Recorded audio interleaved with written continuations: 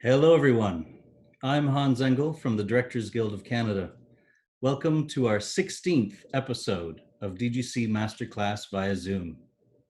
These are unprecedented times beyond anyone's imagining, which makes me even more grateful that you're joining us tonight. The DGC recently posted this statement.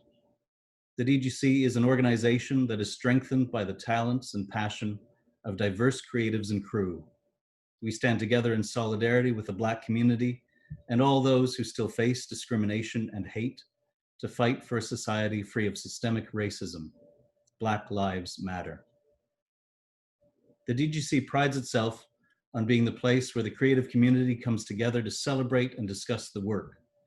With these masterclasses, we're going behind the scenes and talking to some of the top creatives in the industry in Canada and internationally, covering directors, designers, picture and sound editors, with a new episode two every week. Like this week, we've got 2.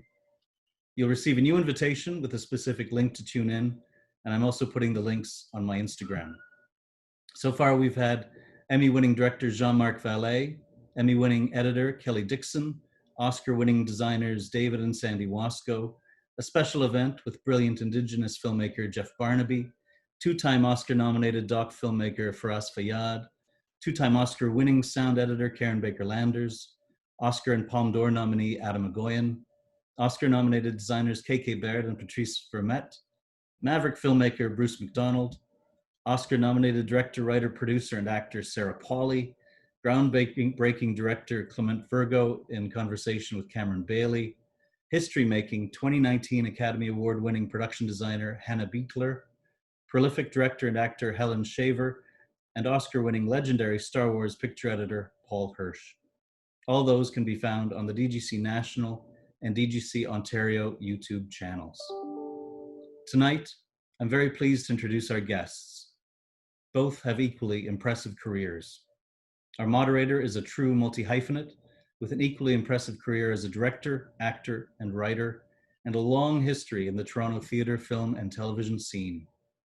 As an actor, he's worked with Bruce McDonald, Adam Agoyan, Francois Girard, and David Cronenberg, to name only a few, and he also wrote many of those films. Among his many other writing credits is the Tony Award-winning Broadway musical, The Drowsy Chaperone. He's directed the films Last Night, Child Star, The Grand Seduction, and Through Black Spruce, as well as the TV series Sensitive Skin and Michael Every Day, all of which have won numerous awards, including CSAs, Cannes, DGC, and TIFF, among others.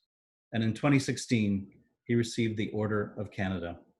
In Toronto, welcome Don McKellar. He's there somewhere. Sorry, I was just listening to you. It took me a while to get ready there. Okay, here I am. Welcome. I'm thrilled to introduce tonight's featured guest. She's written and directed 5 feature films that have successfully touched audiences worldwide. Her award-winning films have premiered at Sundance, Toronto, and Berlin. Film titles include Double Happiness, Drive, She Said, Long Life, Happiness, Prosperity, Ninth Floor, and Meditation Park. Her films have won Best Feature at Berlin, the Audience Awards in Torino, and special citations and top 10 awards at the Toronto International Film Festival. Her most recent feature, Meditation Park, won TIFF Film Circuit's People's Choice Award and San Francisco's Center for Asian American Media's Audience Award. In Vancouver, welcome Mina Shum. There she is. Hello. Welcome. Thanks for joining us. Thanks for having me. Absolutely.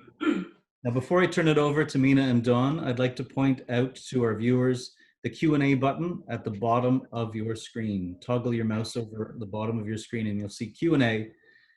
Feel free to send in questions by typing into that Q&A box throughout the masterclass.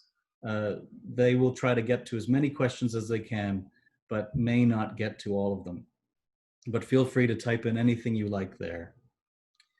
And that's all for me. Dawn, Mina, have a fantastic conversation. Over to you. Hi, everyone. I'm so happy to be here from my home. I'm sorry the picture is so bad. I don't know why, but I have to blame Bell Canada because it comes in. What? You're naming names. Yeah, I'm sorry, but it's true. Anyway, it gives me a nice old-fashioned pixelated look, which I'm growing to like. It's my mother's birthday, so happy mom. You're not watching, but I have to say it, and I'm sorry. I'm sorry I'm not Zooming with you, but I'm very happy to be doing it instead with my friend Mina.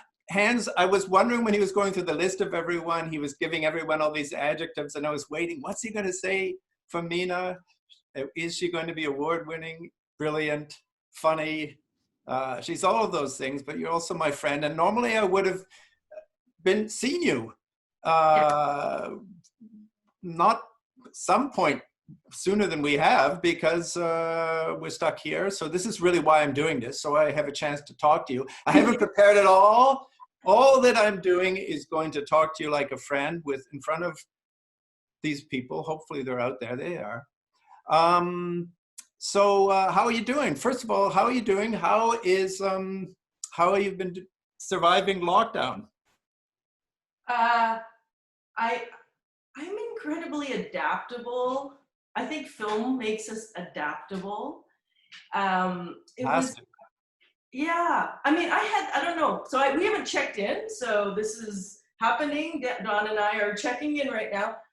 I mean, did you go through that moment where you wondered, who am I and what do I have to offer? And yes, I mean, more than usual, but yes, no, are you saying that it made you question your work and your art and everything? Yeah, everything. Why, who? Huh? I mean, I was quarantined. So when they locked down, I was out of the country. And me too. And, pardon me? Me too. So we were both quarantined, yeah.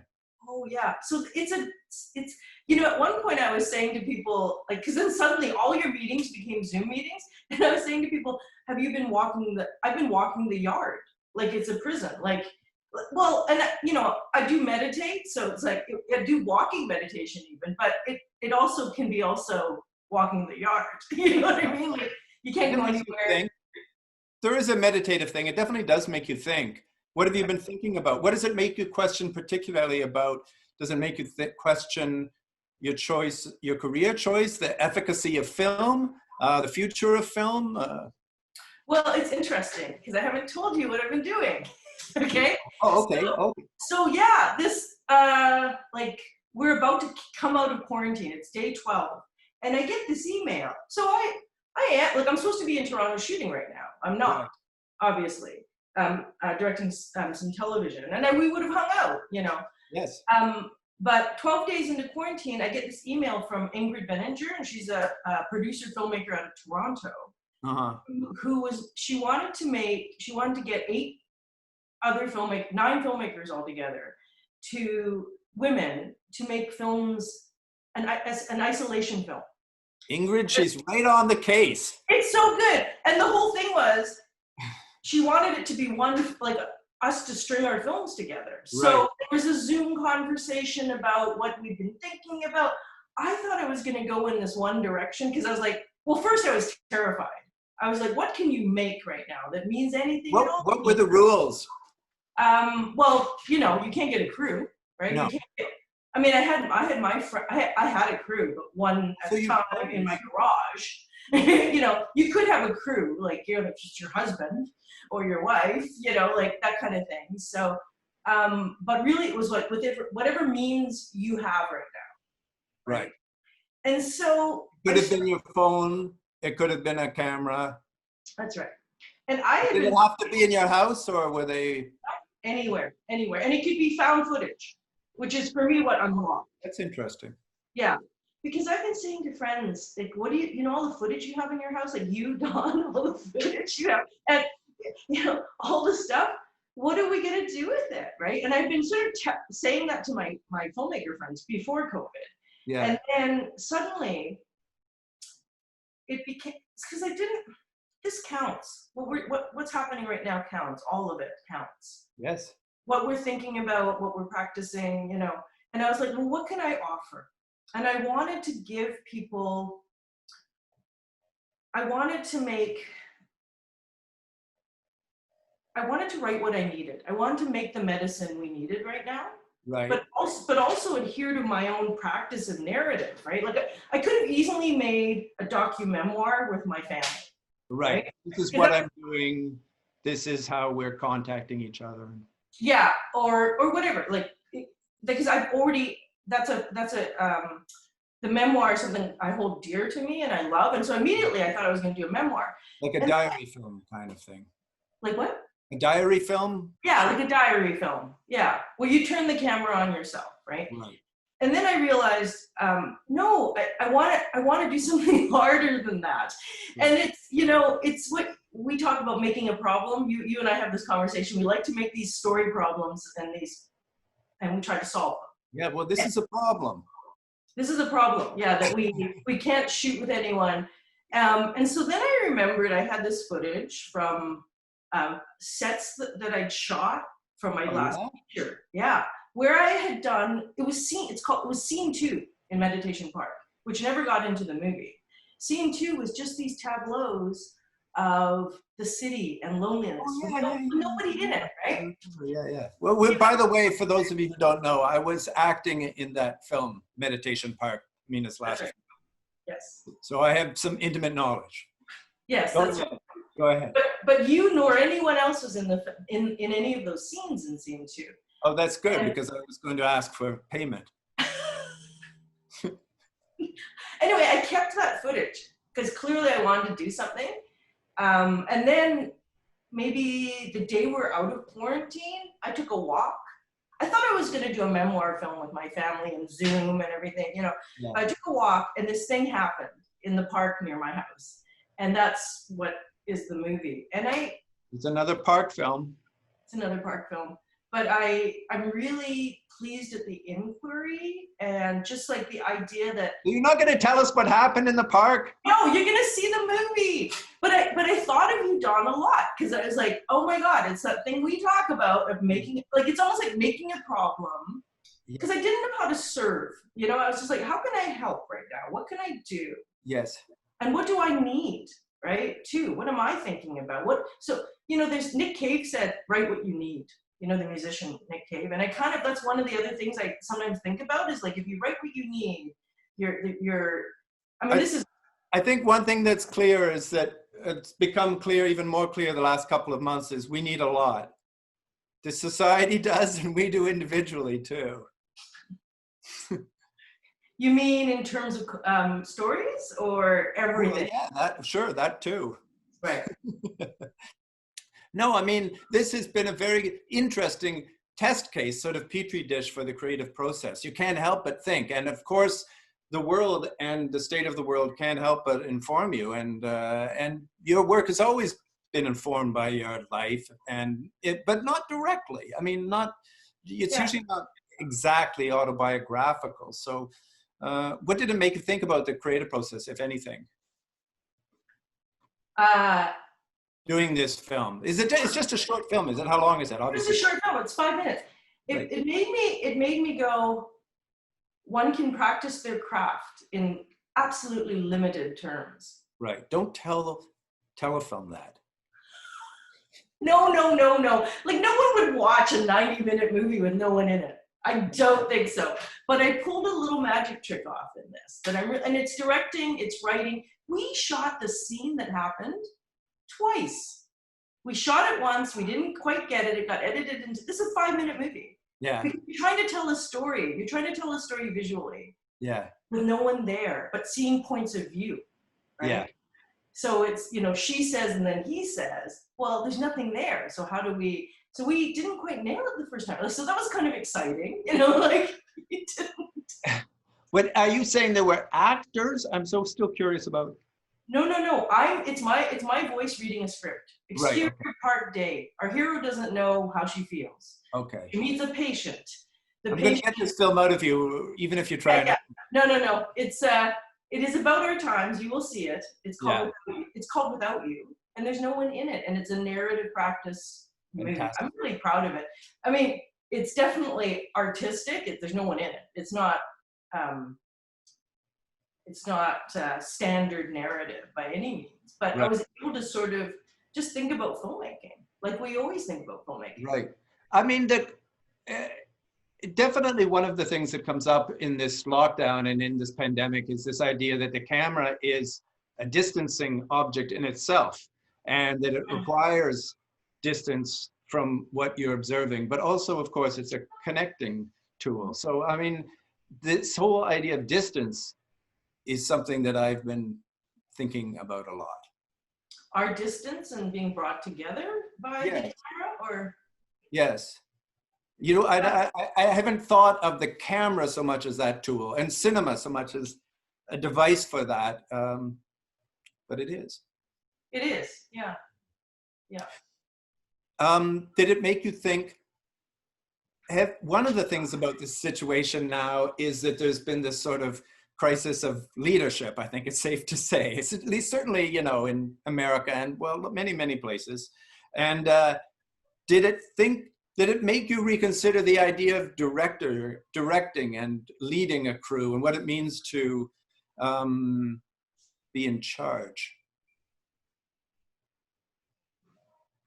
No, it didn't actually. Think about it. Yeah, I didn't really. No, not in terms of, because I'm I just. mean, you're not a dictatorial director or an authoritarian director by any means, but I wondered if I'm just saying what I've been thinking about, but it made me think a little bit about How you rule.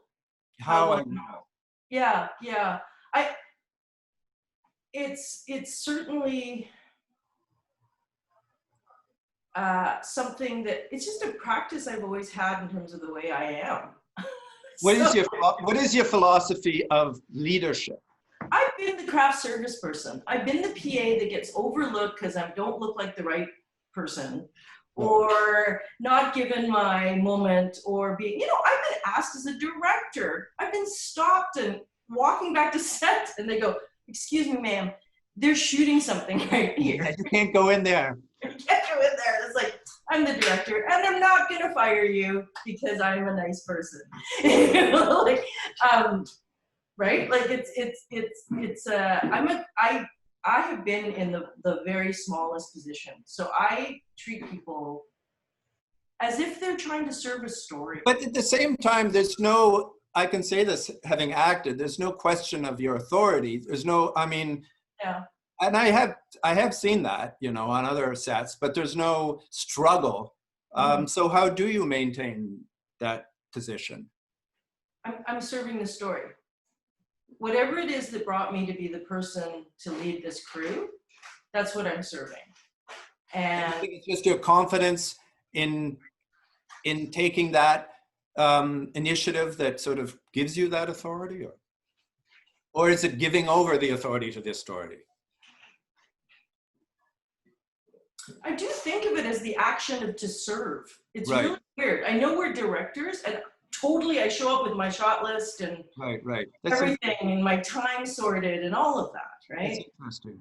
But I do I know think- what you mean by that. I felt that way too. At my best, I feel I felt that way.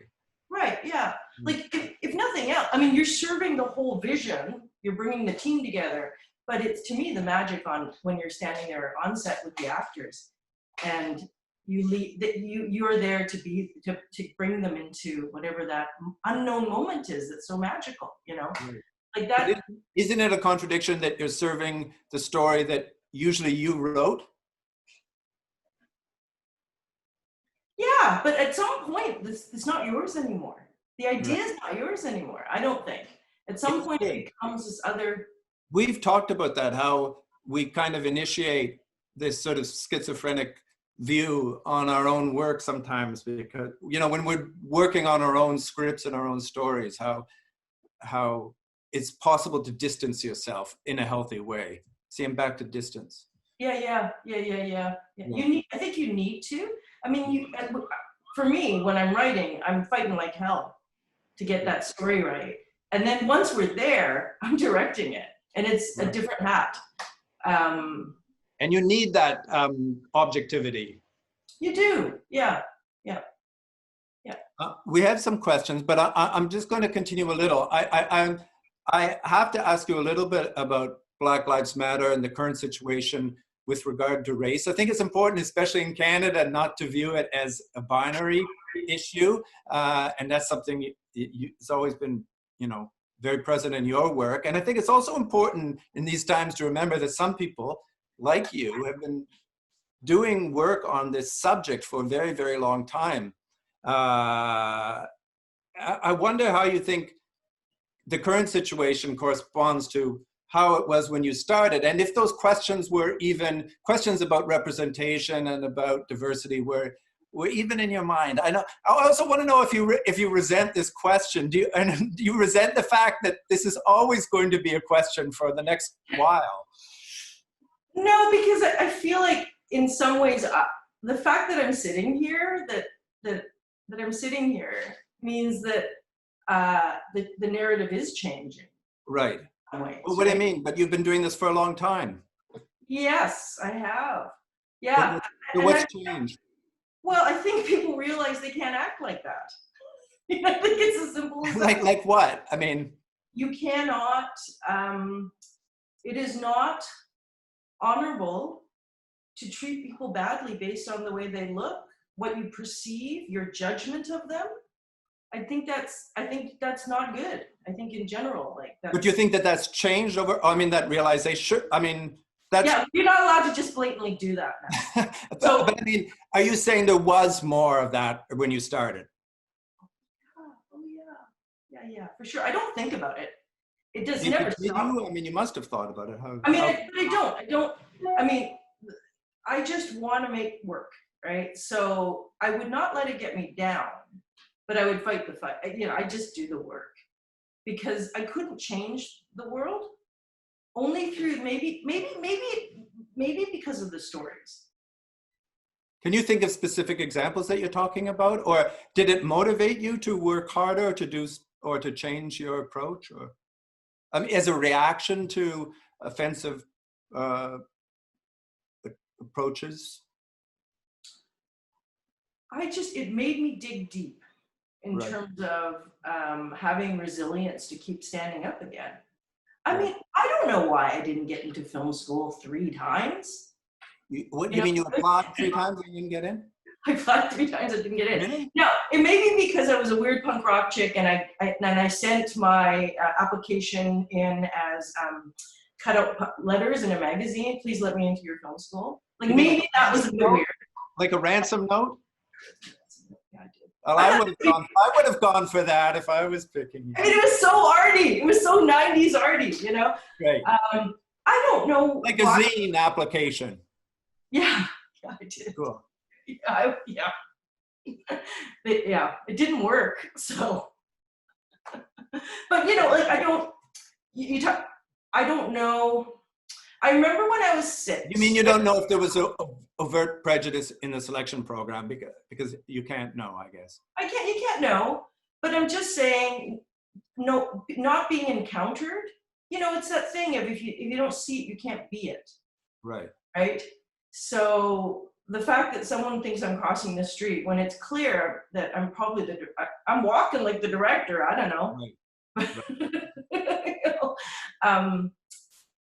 Well, I think this has a lot to do with something I've increasingly been aware of, is this sort of old-fashioned idea of what it means to be a director. I mean, and not just in terms of your image, but in terms of your approach and what the director does. I think people have a very sort of backward idea that it's some guy dictating his whims and making all the controls. And I think it's so radically wrong about what film is and how film works. And I think people that work in film know that. Yeah. Well, I've always felt like I've never been privileged to be a horrible person in my job. I can't be a horrible person. I would not have gotten rehired. And yet, right. We're used to dudes being able to be horrible people and still getting hired. Not only that, but I would say when I started, it was almost, I remember many people telling me, you have to really lay down the law the first day on set. You got to fire someone. People got to fire someone, yeah. Told me that, like, you've got to, you got to show them your boss. And I remember coming onto set feeling just intimidated by the idea that I was supposed to do that. Right. and trying to fight that. Did you? Oh, well, no, I never did do that, but No, but I met a director who but I do remember people taking me aside, a producer early on saying, Don, you got to be more push harder, you know, because people aren't going to respect you. You're being too soft. Yeah. What? I never noticed that. They all seem happy. You know? I always felt like one of the things I've stuck to in my work is, in my life, my career, is like, if I change who I am to do my job, if I like put on taller shoes and a bigger attitude, Right. to do my job, then they've won, right? Then who I am intrinsically is being erased. So I try really hard to be who I am while serving the story. Has recently you've been directing more episodic television. Does that change your view of directing or what it means to direct? It is on episodic television. You're still trying. To me, it's about playing with the cast, right? Like I love working with the actors and the camera, but you've got so much time to shoot a lot of material. So I'm there to help serve and direct. You have so much time in comparison to what we're used to with our films. But anyway, I mean, I think a lot of directors out there are saying, you have a lot of time. But anyway, I know what you mean. Yeah. Well, I'm there really to work with the showrunner and get that vision out, get the editor stuff to cut. Right. So it's a bit different than when on a feature film, you like on Meditation Park particularly, I remember, well, I was also the showrunner because after you had gone home, Don, we'd shot you out. Yeah. The fast producers, as possible. fast as possible. The producers came to me the following week and said, we are over budget. Like the numbers have changed because the business. Because of me? No, because of the world. Because of the world. Because in Vancouver, you know, there's no downtime anymore. Right. Everybody's working all the time. And so I had to go home and they actually were so funny. They were like, the producers like, we're just going to let you know this. You can just keep it to start thinking about that. Yeah. But I went home after shooting that day and I cut all the entrances and exits. I combined scenes because I was like, I don't want to lose time on location, which is the last week of shooting. I want to collapse the house. And it turned out fine. No one noticed, right? But that condensed scene. What's that? You just condensed the shooting, basically. Yeah, that's right. But a good showrunner in television will know and understand to do that. But you know, when you're prepping, you've done this. You've done episodic television. As you're prepping and getting closer to production, you start having to fight for whatever it is you need. Right? Is it another camera? Is it time? Can you just shrink this scene a little bit? Because can we get rid of this scene? Because that means another move from one stage to the other, and you know. So it's a different. I love it. I love doing a little bit of it interspersed with my films about parks with no one in them, right? And my subgenre, you really. I nailed it. And then also my feature work while I'm writing. I like to intersperse it because it's. Well, how would you say working on episodic television has changed how you will approach film, or what your expectations are now from film, or what your needs are from film? It affected me already on Meditation Park, I must say. Just being able to collapse things and think like, what do you absolutely need for the shot? I mean, just in a purely practical way. Purely practical. Yeah, purely practical. I will say that part of the excitement about this new short I did is that clearly television counter-shot language has not affected me because I've done something quite bizarre that works. So that's one of the things that's like, you don't want to get, for me as a director, because I work in all genres, and both television and feature films, I want to keep as open as I can. So television to me is partly learning some tools I didn't have before, having opportunities, but just now I know how to save time a little bit.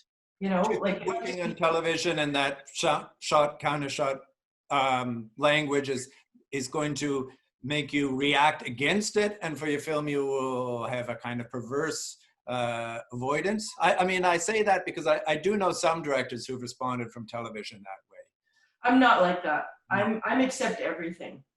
Tell the story, serve the story. I don't have a problem I with think that. you're very, if I may say, I find you very sort of pragmatic on the set about getting what is needed for the story. Yeah, that's right. How else are you going to do it? You're going to block a really complicated, also screen time. You don't have the screen time on television. Right. They're trying to cut the show to time. So you're not, cut the shoe leather out, as they say, right? So. Yeah. Mhm. Yeah. We have a couple of questions here. Should I ask them? I think I should. But please ask more questions. Type them in if you have them. By the way, Ellen Zweig says that he likes your dress and that you look like an adult. I don't Hey, know. I'm an adult. Thanks, Alan. I don't Oh know. my goodness, I can't believe It you finally said dawned on him. This is interesting. Someone's asked about Meditation Park, and they want to know about your spiritual practices. I guess, as there evidence thematically in the film. I guess that's what they mean. Or maybe not. Maybe they're talking about it, how it affects your spiritual practice, affect your actual filmmaking. I would say, by the way, the questions tonight are pretty deep. My questions have been pretty heavy, and these are not light either. Oh, good. People take you as seriously as an adult. Yeah, I don't know. I am an adult. I accept that now. I accept it. I might rage against it occasionally with you and Alan, but so spiritual practice. I'm not a Buddhist per se. I don't ascribe to any particular religion, but I do like to hope all of it is possible, a little bit. All of what? All the stories. We try to figure out how to live so we can learn how to die in a way, I think. And there's variations of that story everywhere. Right. Right? So if that's the central question, then how are we to be together during this time, during all this? And that affects my work. Because Right. I'm looking at, like, if you look at the film Ninth Floor, the documentary I did for the National Film Board, it's a humanistic view of this horrible case of racism that happened. Yeah. I looked at all sides, right? And I let the audience figure out what they think, as opposed to me telling them what to think, because I believe that's the only way we can transcend as a community, I think, as a world, is to actually like think the thoughts together as opposed to being told what to think, right?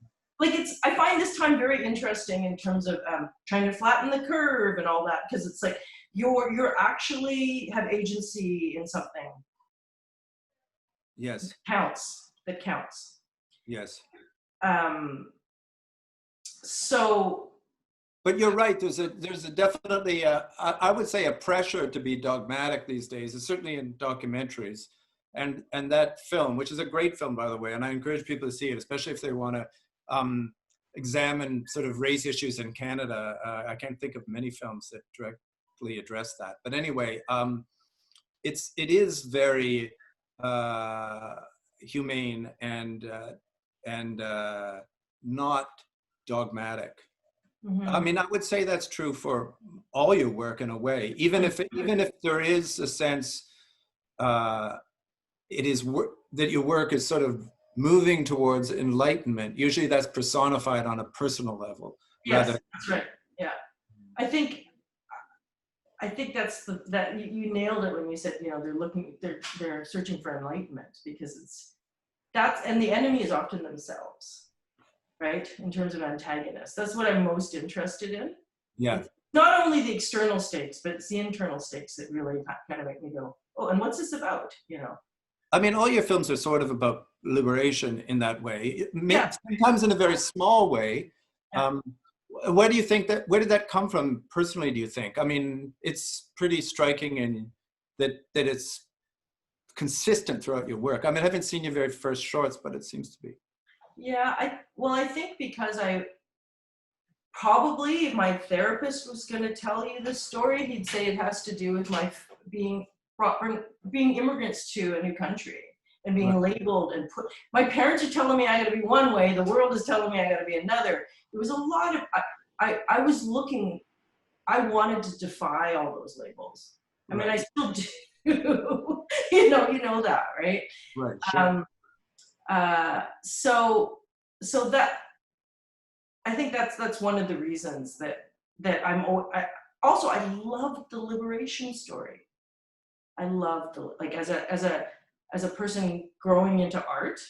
Right. I really liked those films where people found their own voice for the first time. Like I love those narratives.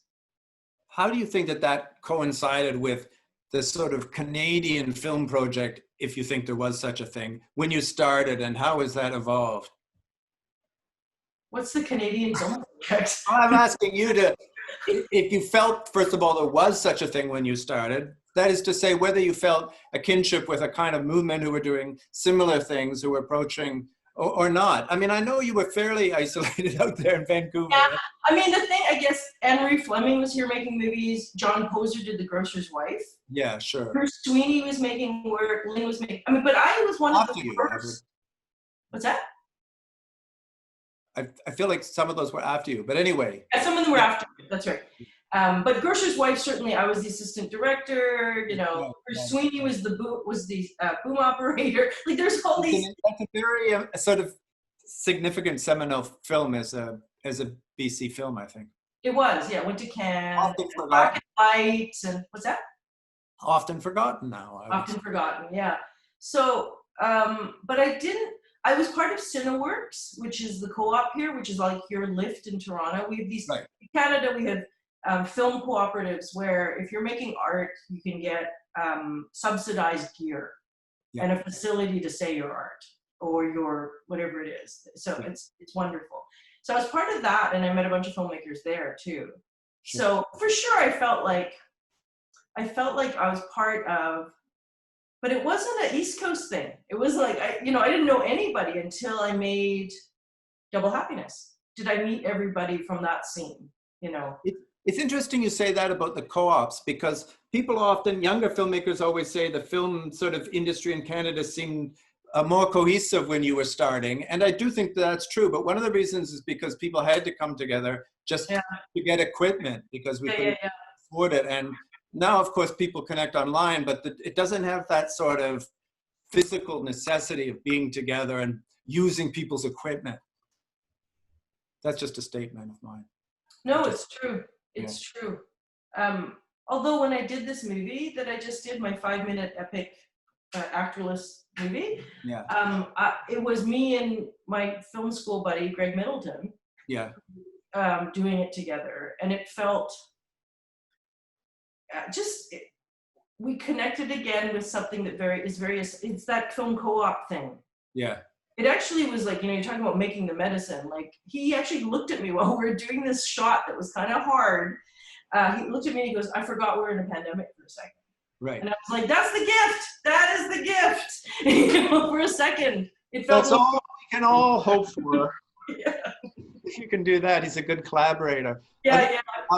A number of people, Mina, have been asking about your process, and maybe partly because of what we were talking about building trust with your collaborators and your producers. And do you want to talk a little bit about that? I guess mainly the question is about building collaborations and trust. Do you have any, what's your technique? I get up, I shake it 3 times, I turn around. No, I'm just kidding. I think it's experience. You just do it. Serving a story, it is often, I will bring in visuals, I will have a color template, I'll start working with the production designers. The DP's brought in early, usually someone I've worked with before. It just happens to be the way it is. But if it's, even in television though, I'm sometimes working with someone for the first time. And I like to use pictures. I like to use, like if it's a TV show, I remember walking into an episode and going, oh, this is the Greatest Showman episode of this series. And everyone went, and we snapped in, right? in a very quick prep. They started looking for those things, in costumes and props.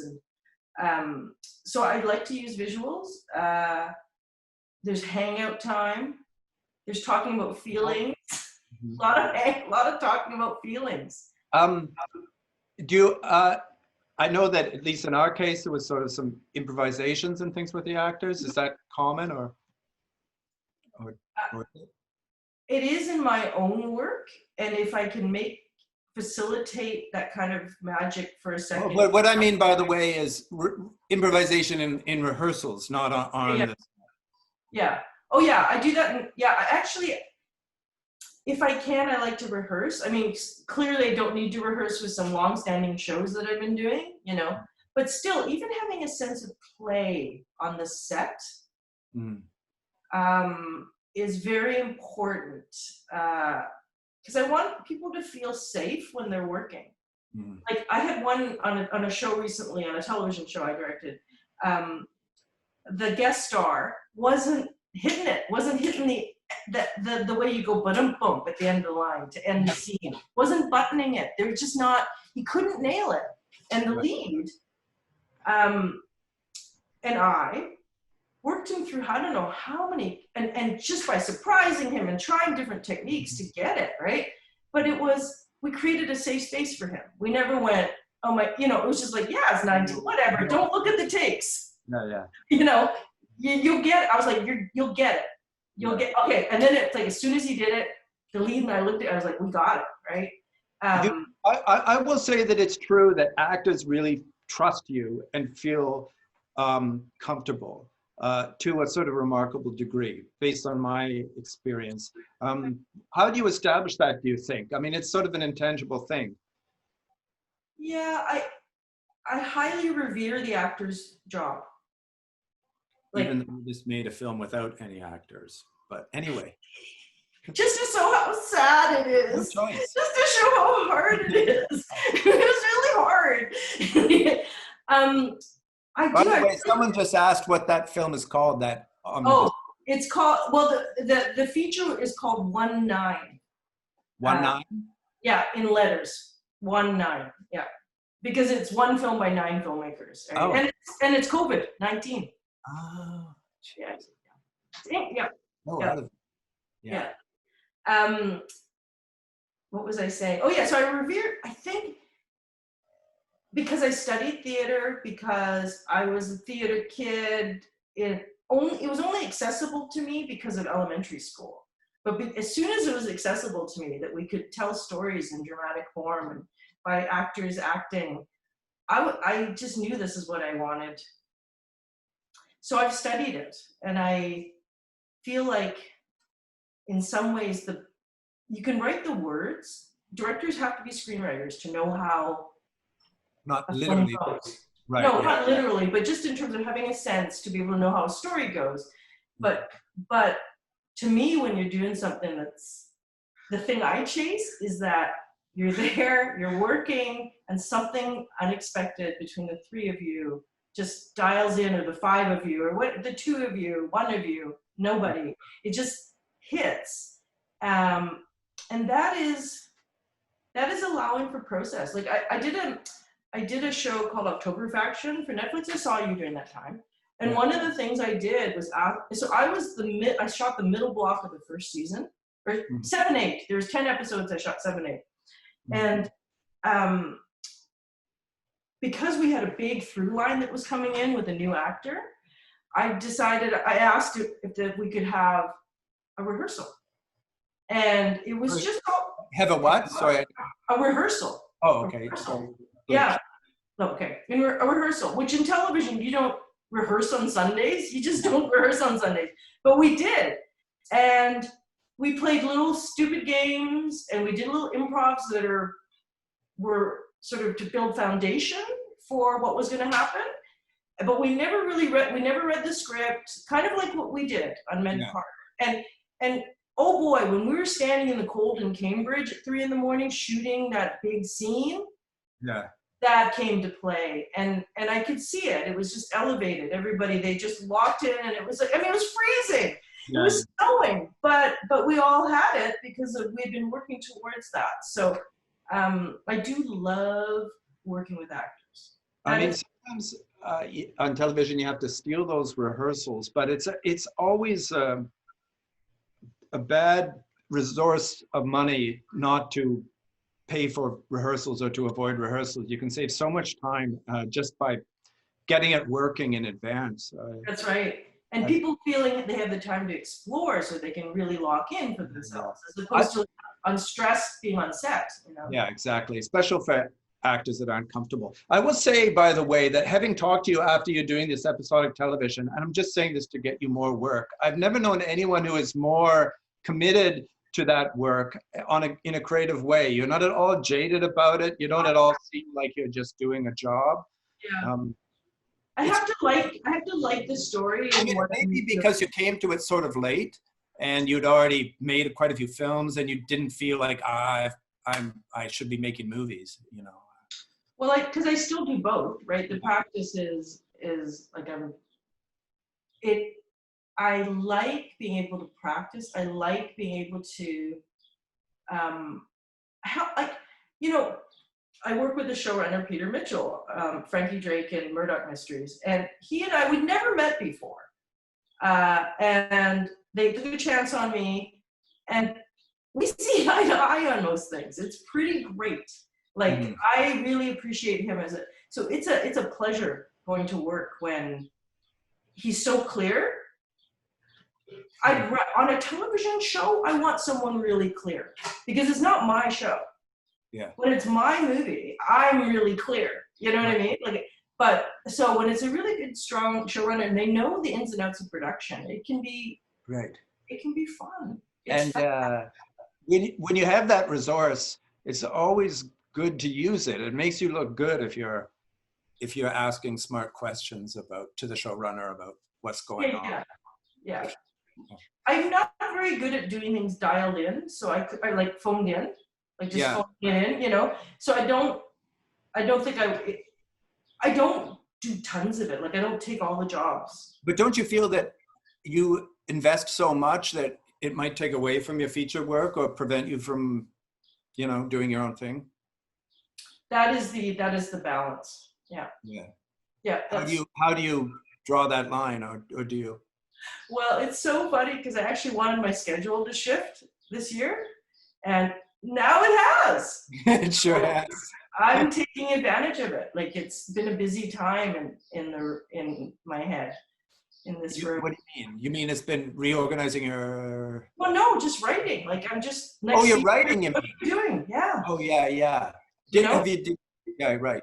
I mean, it's weird. How are you taking this lockdown? A lot of people I know who write are actually feeling very pressured because they feel they can still work. People have expectations from them, and you know, like people probably come up to you too, says, "Well, you're fine. You can still write," and that's actually a weird pressure. Do you feel that's the case?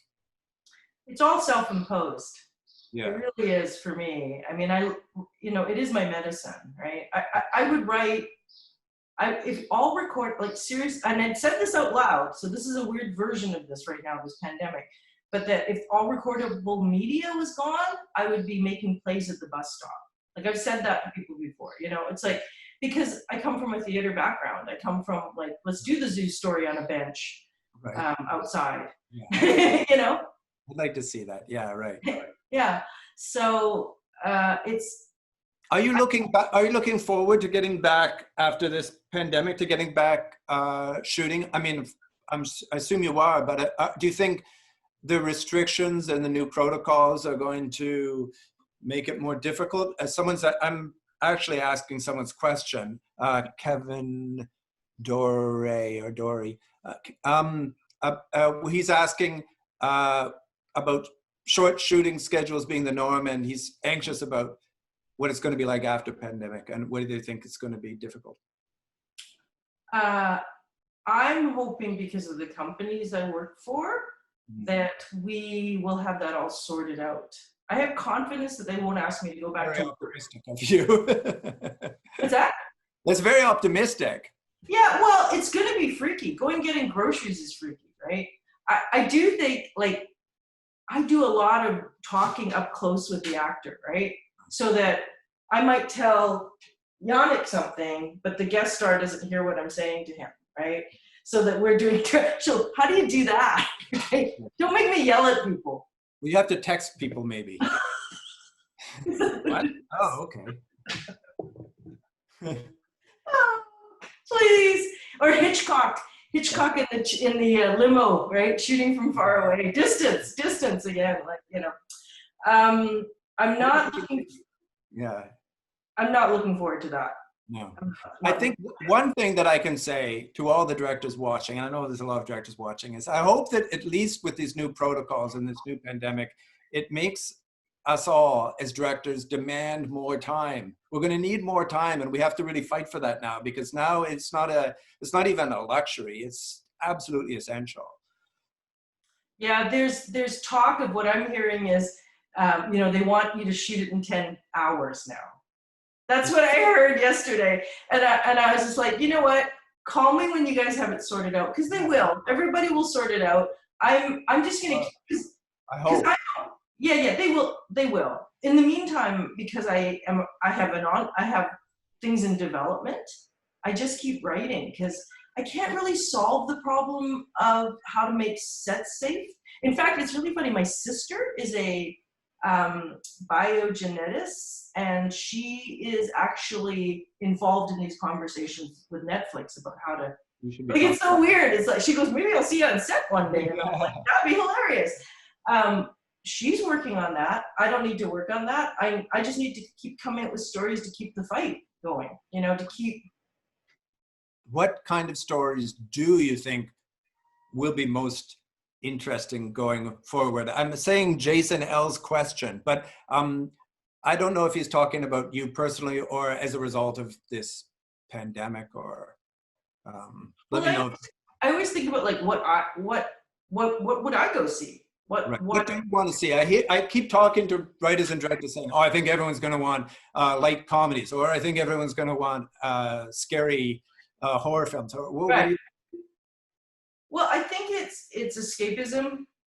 I think things that happen in the past period is good, because you don't have to deal with this question, right? I think we can handle serious philosophical stakes right now. Like, we can look at right and wrong. Do you think people might have a hunger for that now? Within certain, yes, I think they do. Yeah, they want answers, I guess. So. They want some answers. Yeah. So if you can combine that with escapism, awesome. But I don't know, you know, because they are going to want escapism too. There is going to be, like, you know, remember, wasn't it right after the war? It was all the white telephone movies, right?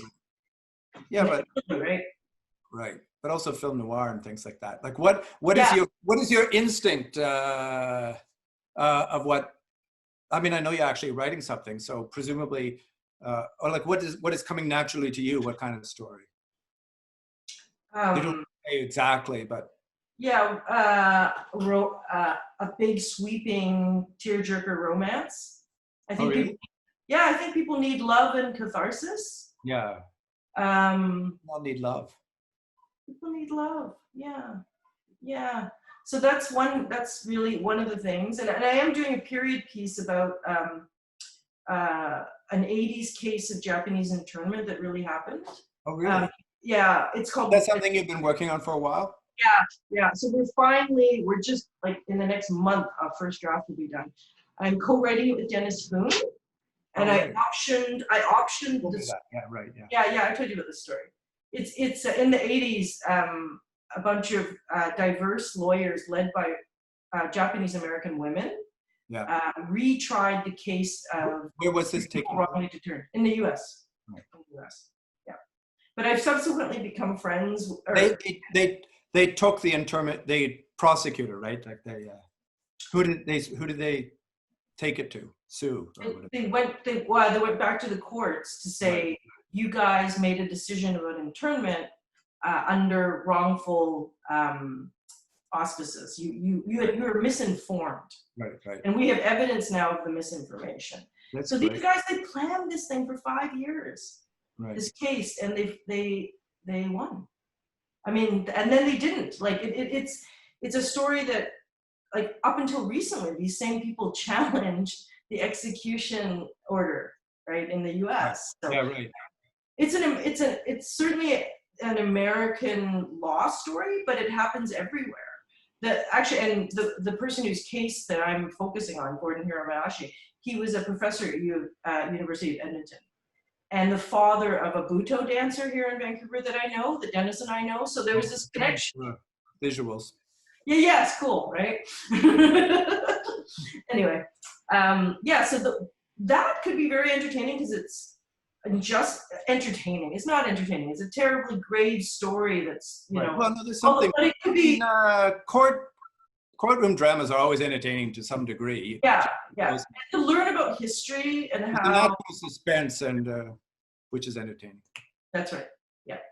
There's something Especially that. because it's not a very well-known story, so people genuinely won't know how it will play out. That's right. Yeah. And I feel it's important to say the story. Right. To bring the story to light. I thought about it for a year and a half. I put it in the back burner because once I started talking to everybody, I did have to come up with the question of, like, I'm not Japanese, right? This is not a Japanese. I'm not a Japanese internment survivor. And then a year later, after I said we're not doing this because I can't raise the money, I can't figure out.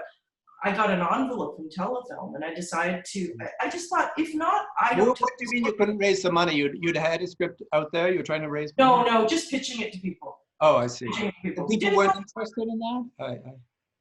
Not really. No. No. Surprised. Yeah.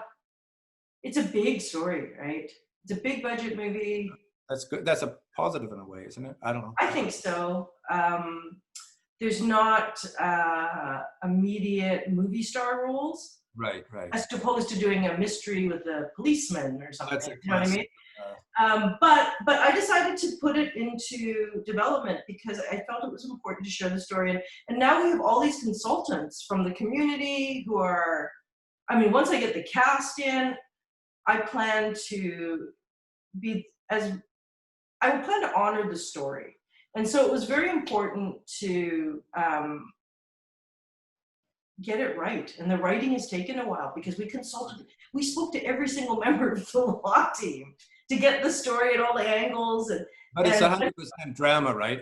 Fictional. It's 100% drama. We in fact invented, so the lead character is fictional. And she's an intern into this case. Right. And trying to figure out what kind of woman she is in the 80s, a young woman dating, and, you know, so because the thing that interested me about this story was that the perspective, the reason I'm involved is because the woman who is lead counsel, Catherine Benai, she took the case to get a hearing, which was a huge thing, to actually have a hearing where the Japanese American story could be told in court, right? But as soon as it got to the next level, she had to bow out because she was pregnant. And the pressures of that, she wanted to care for her child. So, and for me, it's very interesting. That was the 80s. I was a high school student. It doesn't come up a lot in your courtroom dramas usually. No, yeah.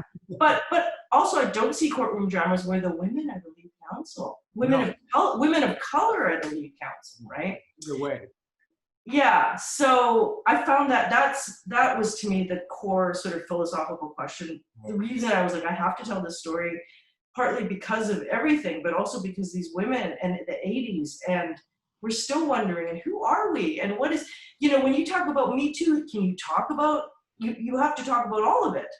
Right. You have to talk about any injustice at that point. So. Well, I mean, I think every day, I think one of the main things I think now when I read the news is we have to broaden the story in every way, you know, like, yeah, it's crucial. And when people are protesting and they have a chance, I just hope, you know, they take a chance and we all take a chance just to open it up more and you know, so that it ripples up and down, you know, and I don't know, but I think it's so. I mean, a project like that seems perfectly suited to the times, in my opinion. Well, and also I just like, I do want to do like Spotlight or All the President's Men. You know, I want to do that kind of sexy courtroom drama. I love those movies, right? I love that stuff. Yeah, from the cinematic perspective, I really love it. And then I joke about, you know, 80s Asian fashion is going to be, I'm going to start a trend. Because they all had crazy, you know, those big glasses and the shoulder pads, and I see photos of the lawyers. Catherine has shown me her photos, right? And I'm like, I can't wait. Yeah, yeah. Can't wait till we hit the like vintage hunters or something looking for stuff because this movie came out, and you've learned the story. You've learned the story of how injustice is so easy to, you know. You learn about injustice, but you leave with a heightened fashion sense as well. That's right. That's right. All you can ever ask for. A couple of people are asking about more questions about how you work with actors. This one, and I'm sure they're not talking about me, they're asking about if you've ever had any difficulties with actors and had to quickly figure out what they needed from you. How did you find the solution? That's the question. Yes, of course I've Quickly. had. It's always quick. It's always quick. Yeah. You're improvising. I think part of it is. You, the director, you mean? Yeah. I mean, I'm so prepared that I can put it all behind when I walk on that set with you and we're doing it. Right. You know, I think that's to be able to instinctually respond to this other beautiful person who's bearing their soul for this project. How do you keep yourself open to that amidst the pressure of a set and all the demands of making an indie movie? I think of it all as a bit of a gift, you know. So you mean just the fact that you're making movies? Yes, and that this person is having this trouble right now, right. And is acting bananas, or whatever it is, right? I sort of look at it as a gift, and I go, okay, what do I need? I need her to say her lines, or he has to say his lines, right? What do I need? And I just hunker down on drilling down that. And that guides me with love. Like I'm there to support that actor. Right. Someone's out. So go ahead, finish. Oh, well, you can't give a line reading. You can't. Oh, that's actually the next question I was going to ask. Someone's asking if you would do that. Tell them exactly what they're not getting. No, I'd never give line readings unless the actor asks me. I've had actors go, just how would you do it? And I do an exaggerated Mighty Mouse version of it for them. Right. You know what I mean? I know what you mean. That's funny. Yeah, I sometimes do that too. A ludicrous version. Yeah. Of the model. So I mean, instead of disarm them with that. Yeah. Yeah, but why? But is it because you came from theater? You think that you would never give a line reading? I mean, lots of directors. Yeah, sure. Yeah, That's a big taboo in theater to give an actual line reading. It's a bit of craft pride for me. It is a little bit, but also I think you get the best. I mean, I could have told that actor. We both could have. The lead actor and I on that series when the guy went 19 takes without a button for that scene. We could have done it, but we didn't because that's not how you get it great. That's not how you get it great. Did the showrunner agree with you on your strategy? He did, yeah. This person is asking, why are these all anonymous, by the way? Why does no one want to give their name? I don't know. Anyway, this person is asking what you've learned from watching other directors as applied to your process, but I'm not sure. Have you watched a lot of directors? I'm not sure why they would think you have. No, I haven't. I mean, I guess because there's a lot of apprentice programs or observer programs. Did you ever do that? No. Well, I went.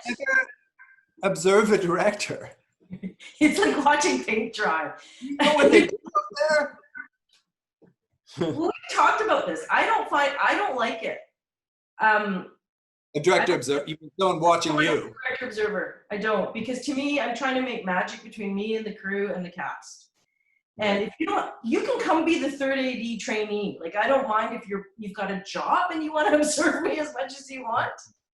I'm very generous. You get, people, there's shot lists lying around. It's not that. It's just that I feel like the job, I'm singularly focused, and I do not. I feel like I'm going to start. It's not a teaching environment. That's it. Yeah, it's funny. A lot of people, I don't know that maybe not as many observer programs as there used to be, but people ask me that, and I'm always afraid to do it too for the same reasons. But I always just say, get a job on set, learn a craft. Well, I'll tell you, like, when in film school, I worked every position. Yeah. And even like when I was finished film school and I had gotten my first grant to do my short from the Canada Council, and I helped my friend Ileana, actually after my first feature, I helped Ileana Pietro-Bruno shoot one crowd scene as an AD. Just because she needed help. She's an experimental filmmaker. I was like, let me do it. It involved lying. Learned a lot from that. Yeah. Yeah, it was my gift. Like, sort of like, this is what I can do to help you. Had to lie to the police. I did, because we didn't have permits. But it was fun. I did continuity on Roadkill, which I wrote. But that was the only way I could be justified on set. Right, yeah. Until they saw my work, by the way, then I wasn't justified. But oh my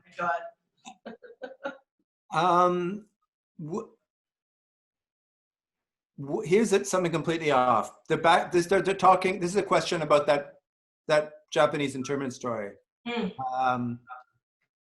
This is what got you to change your mind about telling the story? What was the connection that got you to really push this forward?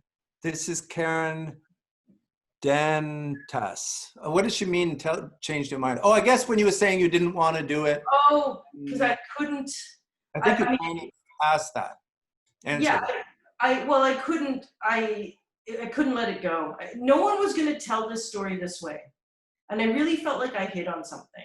And it just kept coming back to me. So when what was it about the story? Was it the aspect about the mother or the stylistically or all of it that it was quite audacious in terms of the elements coming together, that it's anchored by a female Asian lead, right, that I get to examine my own curiosities about being a woman in that time, and the pressures that are different in feminism then than now. So all of that was just like kept coming at me. And as soon as I got money that I could spend, so now we're seeing the script into fruition. And the first connection was really Gordon's son, the Buto dancer, who lives here, who is part of my art community, Jay Hirabayashi. Did you know that in advance? Do you know that before? No, I read his dad's obituary on Facebook. Oh, that's hilarious. And it said in it, the lead counsel, it told me a little bit about that story. That's cool. Yeah. Yeah, I was obsessed. And then I backed away, and then I was like, if not, I'm going to try to do this and be as honorable. And also the Catherine Benai, whose story I bought, she wrote an article for a Seattle law journal about this case, and that's what I optioned. She had seen my work, and she used to live in Vancouver at one point, and she was in the theaters when Double Happiness came out. Right. So she knew my work. So there was a trust in terms of, and then she saw Ninth Floor, and she saw Meditation Park, and it was just like, yes, Mina, if you can figure this out, we want to help you. I mean, to me, it seems like a natural project for you, but of course, I don't have.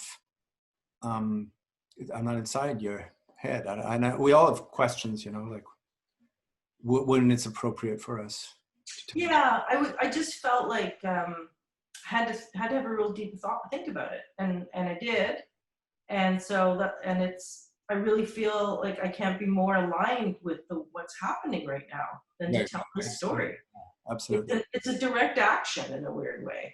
Like it's like, what? This story is so relevant right now. Yeah. And it's great to have a slight distance of time and that's right. Slightly off focus. That's not what people are thinking.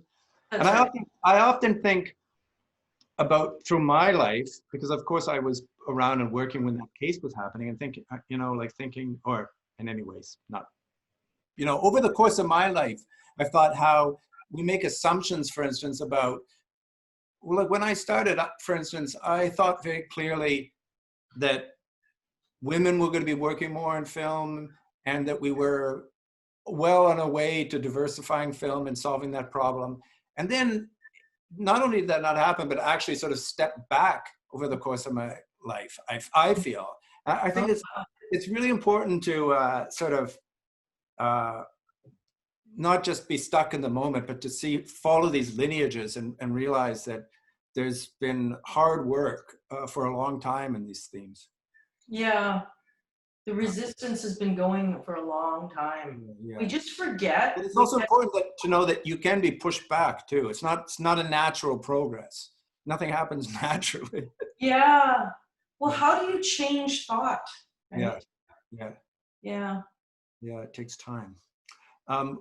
Warren Sonoda says, this Japanese Canadian can't wait to see your movie, Mina. Go for it. Thank you, Warren.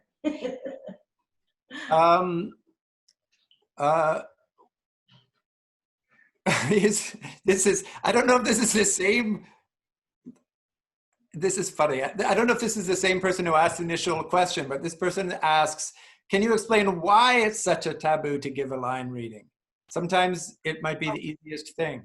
Someone's obviously been in some fights over this issue. Why don't you do it, Don? Do a reading? Why don't you do it? You don't do it. I don't do it. Yeah, I mean, it was definitely when I was learning acting and when I was growing up, it was definitely the number one rule. Yeah. I mean, I think, there's lots of reasons from Stanislavski on about why that's generally considered a bad idea. It has to come from the actor, and it's not just about inflections, it's about, where the line came from and why it's being in that moment. And yeah. And you're trying to get the actor to come to it from their own way, not just mimic you, but to feel the line and come up with something maybe different and hopefully even better. Yeah, I've worked with, I did a TV series called Noah's Ark very early in my television directing career. And it was America's first all gay, all black sitcom. They were doing, that's how they pitched it. That's how they pitched it. Oh. It was for Logo, MTV, and the showrunner wanted all authentic actors. So many of them had never had, well, he wanted gay men. Oh, I see. You mean, yeah, right, okay. And to be telling these stories, right? And so many of them didn't have experience acting, right? Like they might have taken a class, they just had not been given the opportunity to be a lead or a co-lead in a series. And it never served me. I don't think it would have served me to give them line readings, even though even in that circumstance. That's when people might think that's when you have to do it. Yeah, or like a kid or something, right? It's like, no, I'd rather work the kid up into the energy of what they're supposed to do than actually go say the line for them. It's just not as. And then what happens is then they start acting like you're bad acting. Exactly. Right? So that's why, because they'll start acting like you're bad acting. Right. Even if you're a good actor, Mina? Yeah, I think so. I don't know. Have you ever done it? It's true, but in my experience with less experienced actors, it's more the case than not that you really want, basically, if you're hiring a sort of less professional actor, you're doing so because something they're natural inflections, natural behavior. And so the last thing you can do is demand a line reading.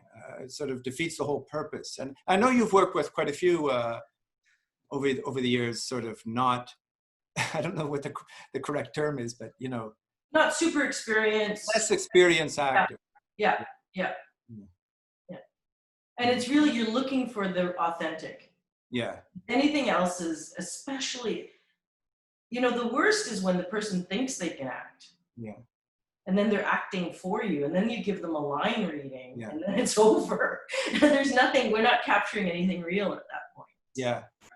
I will say that the fact that you did have a background in theater, I think is one of your strengths, and people often undervalue that. But I feel that when I first started acting and went on to movies, film, TV sets, I was shocked at how inept a lot of directors were at just basic conversation with actors, the basic language and just basic initiation of trust.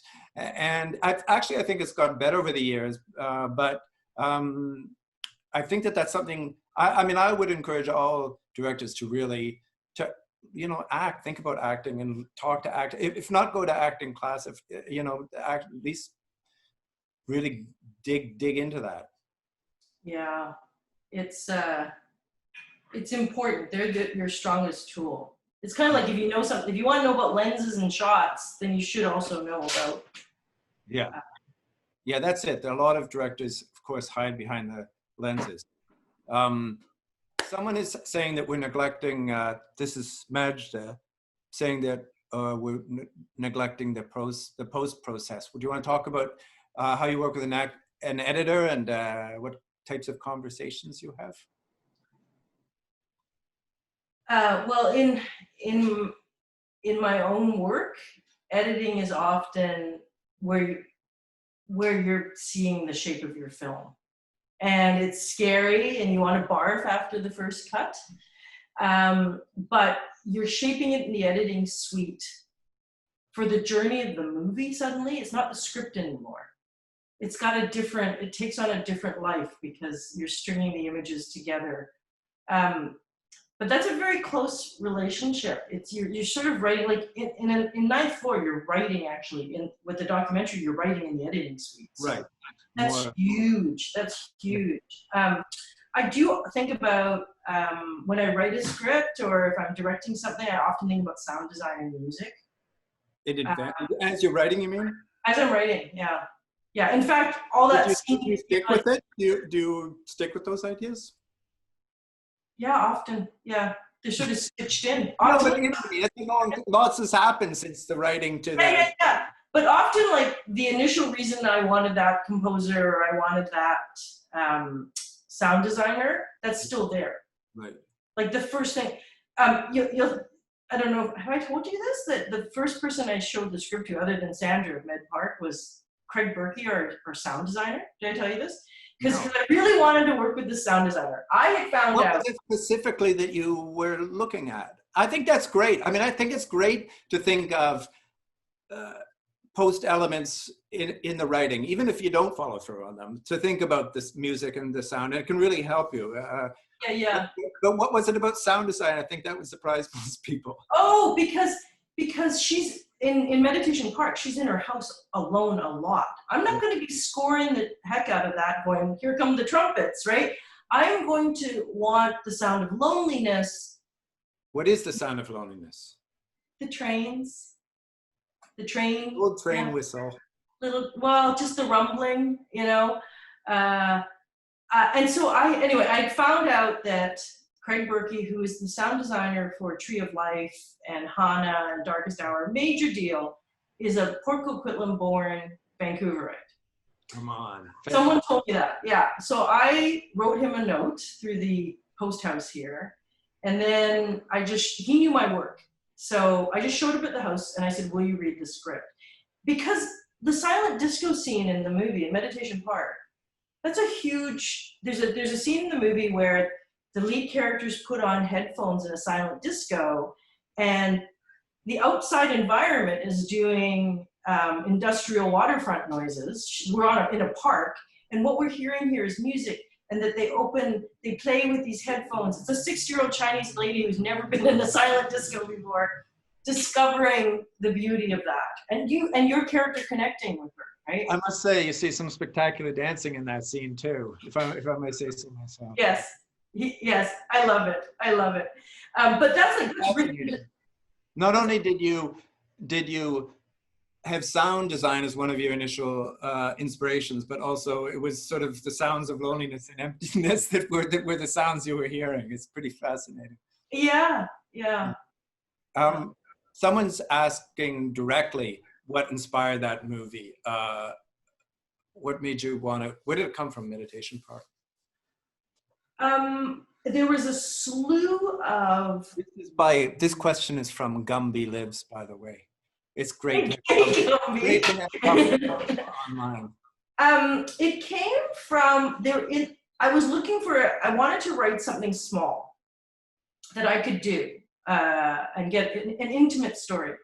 And there had been a slew of infidelities amongst women I knew.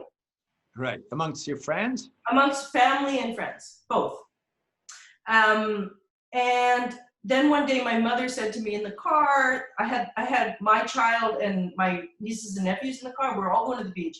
And my mother leans over in Chinese and she says in Cantonese, "Gamaosik the sun yu," which means the cat has caught a new fish. And I went, "What are you talking about?" And she said, "You know, your relative, right?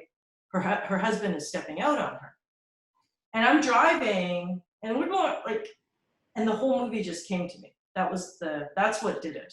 It was just, I unlocked this character and I just followed her script wise. That's what started it. And then the whole thing, getting you involved, getting everyone involved, getting the money together. I just wanted to bring her story to light. Right. That was it. Just organically grew from that little seed. Yeah. I guess it always does. I mean, I think so, eh? If you find an honest core. Yeah. Apparently, Mina, we have 2 more questions left. That's the only thing we have time for. So we have more than that. I'm going to have to be selective. If you have one last question, throw it in fast because we're running low. I'll ask you this, even though it's not an easy question and for you to answer quickly, but this is from Alok Nur. As someone who has spearheaded representation on film, how did you deal with the stress and the mental toll it takes? Any words of advice for those facing mental health challenges aside from the challenges on set? Okay. I mean, the stress on making a film is, any indie film, anything film is pretty overwhelming. Yeah. What do you personally do to deal with it? I get fit to shoot. I do. Like I kind of get fit. You mean you work out? I work out. I get my cardio up. I meditate. One thing I do. This is a very Vancouver answer to this question. I know. Sorry, it is really it is. I mean, you know, I think the first thing to say is that the mental stress of not being, other people not feeling accepted, I just switch that. I switch it. I go, if anyone can be welcomed in the room, I'm welcomed in the room. That's the trick I play in my mind. I go, if someone sat there before, then I can sit there before. Right. And I feel like that's if nothing else, I just got to show up to be there for these things. So that sort of drives me as an intention. Right. Just by doing it, just by being there. And you deserve to be there. That's what, I mean, that helps my mental, not deserves, but you have every right as anyone else to be there. Is that what your advice would be to someone who is, you know, really dealing with Having a hard time with it mentally? You know, well, I think you want to talk about it. who would you talk to?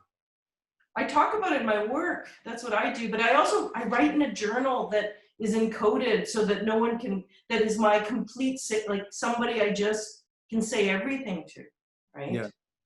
But it's true, your work is very, again, like I said, it's very personal, but I'm sure whether you're conscious of it or not, you work a lot of your personal issues out through your work. And you know, that's one of the great things about our business is you can do that without being exposed necessarily. That's right, yeah. So this is another fairly difficult question from anonymous attendee. What kind of advice would you give your kids today, or do you give your kids today, about how to understand the world? Oh my God, how much longer do we have? If you can wrap this up, you're more of a genius than I thought. How do we deal with this world? Please tell us. This is really a masterclass.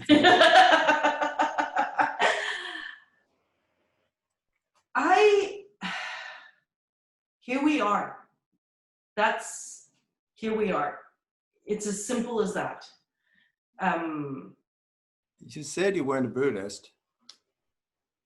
No, but it is, you know, I do think like there's no resisting it, anything. Like I grew up, I had immigrant parents who, when they were in China, they saw war, they left because they wanted to bring us to a safer place, right?